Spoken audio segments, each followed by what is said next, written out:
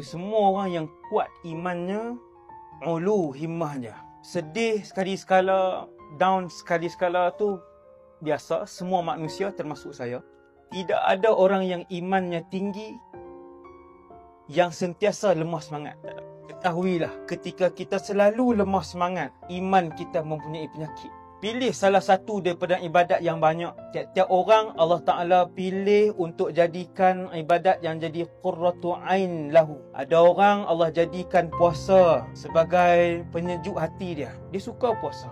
Ada orang dia suka solat, maka dia banyakkan ibadat yang menjadi penyejuk hati dia. Kata Imam Al-Hasanul Basri, cari penyejuk hati kita, sama ada ketika baca Quran atau solat kita atau sedekah kita. Tiap-tiap orang tak sama. Rasulullah semua ibadat adalah penyejuk hati sallallahu alaihi wasallam. Allah Taala bagi, mungkin dengan solat, mungkin dengan membanyakkan selawat, ataupun dengan puasa, ataupun dengan sedekah.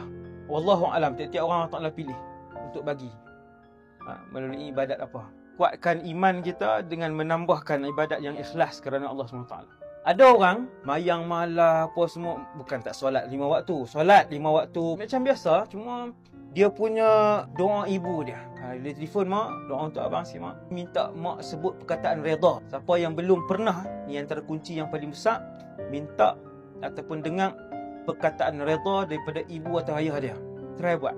Ia mengubah kehidupan ramai orang. Mak kita tak pernah sebut, bagi tahu. Mak sebut, mak redha hidup abang. Dia membuka banyak lubang-lubang yang tertutup dan terkunci. InsyaAllah.